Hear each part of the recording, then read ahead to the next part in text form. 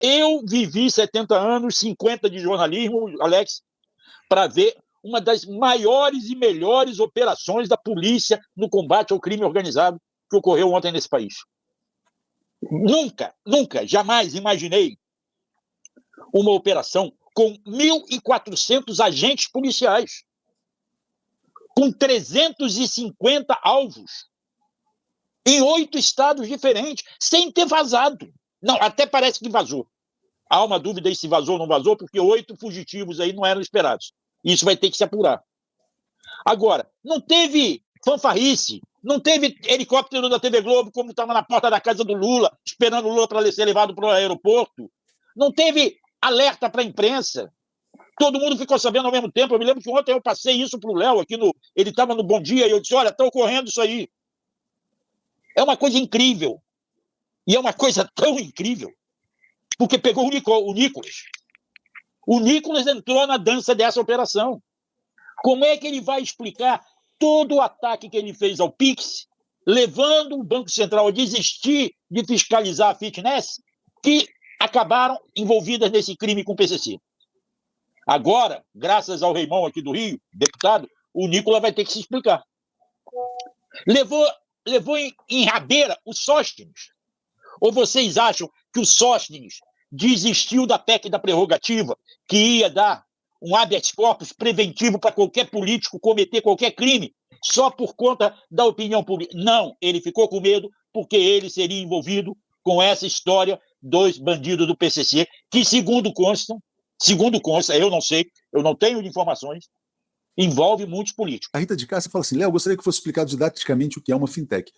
Uma fintech, se a gente fosse resumir, seria uma espécie de banco digital, né? Vamos pegar o exemplo mais conhecido no Brasil, o Nubank. O Nubank é uma fintech, mas o Nubank, até onde a gente sabe, ele opera dentro da legalidade. Ele busca captar clientes, pessoas físicas, pessoas em Banco Inter, Nubank, tudo isso é fintech, né? Então pega dinheiro do Aquiles, da Daiane, financia, empresta, abre conta de empresa e opera normalmente. Mas embora não sejam regulados como bancos, né? Foram muito estimuladas pelo Roberto Campos Neto. Agora, como ficou muito fácil abrir um banco digital, é como se fosse abrir uma empresinha qualquer na internet, alguém abre uma fintech, de repente recebe ali 1 bilhão de origem não declarada, e é por isso que o cara da Receita Federal queria fiscalizar as transações financeiras pelo Pix, né? E que foi atrapalhado pelo comentário do Nicolas, porque tem muito dinheiro circulando através desses, entre aspas, bancos digitais, né? Porque hoje em dia ninguém mais vai em agência bancária, não precisa mais ter agência de banco, né? Tudo ficou eletrônico e digital. Vocês acreditam que o Sóstenes recuou na proposta da PEC que iria dar garantias aos políticos de roubarem e fazerem o que quiser sem poderem ser incomodados pelo Supremo? Recuou apenas porque os outros partidos recuaram ou foi em consequência dessa operação anunciada ontem de manhã? Ou é com medo do que vai acontecer? Porque está dizendo que tem, como você está falando, tem grandes nomes. Que grandes nomes são esses? Agora, vamos lembrar o seguinte, o nome do Ciro Nogueira apareceu lá na CPI das Bet. Deu alguma coisa?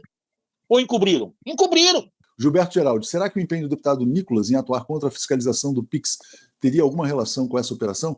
O Nicolas, Daiane, ontem foi um dos caras mais comentados, né? O Nicolas teve um impulsionamento também, né, durante aquele período do Pix, em que ele lançava dúvidas, fake news, mentiras, né, sobre o sistema e como o governo estava querendo agir em relação ao Pix. Dizendo que haveria cobrança de impostos, que o seu Pix ia ser rastreado, o volume, dependendo do volume, você ia pagar imposto, enfim, criou um ambiente de tensão nesse sistema, que é muito utilizado pela população hoje, justamente por conta dos celulares, por conta da facilidade que você tem para fazer o pagamento e também para receber, ou seja, num país em que se incentiva o empreendedorismo, a venda individual, a questão do pagamento do Pix é feita de forma muito mais rápida e traz o dinheiro para aquela pessoa de forma muito rápida. Hoje em dia, muitas vezes eu estou num parque, em algum lugar, o vendedor ambulante me pede para pagar no Pix, para ele é melhor do que eu pagar num débito, porque ele paga uma taxa para o cartão. Então, tudo isso mexia no cotidiano das pessoas e o Nicolas fez uma ação que mobilizou muito nas redes, gerando uma mentira e que o governo, em cima das decisões que tinha pela frente em relação a essas fintechs, ao pagamento, ao rastreamento. Hoje, por exemplo, o Banco Central está colocando uma nova medida em relação ao rastreamento do Pix, garantindo que a pessoa que tiver algum golpe, uma suspeita de golpe, ela possa ressarcir esse dinheiro de forma mais rápida, sem precisar ligar para o banco. E é bom lembrar, essas fintechs, por exemplo, funcionam todas com um sistema de IA.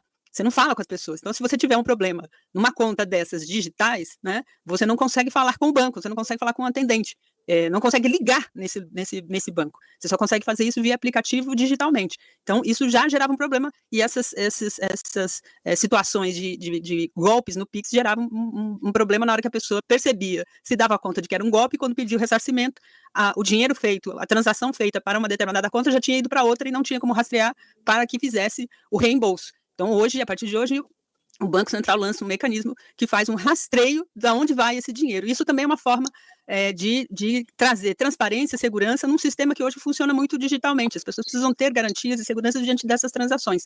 O que o Nicolas fez, e foi bem dito ontem pelos representantes da Polícia Federal, da Receita, foi justamente atrasar todo um movimento em cima de uma fake news.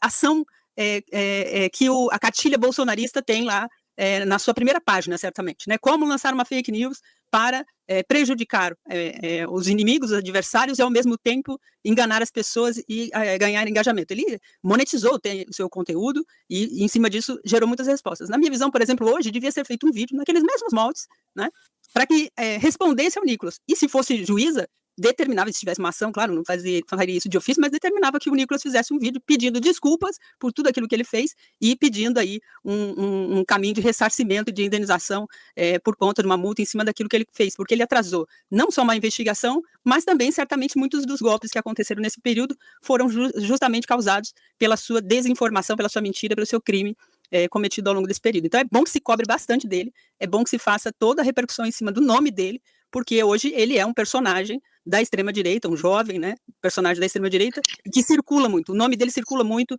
nos algoritmos da juventude. É preciso demonstrar de quem se trata realmente o Nicolas Ferreira, né? Vamos, Santinho do Pau Oco.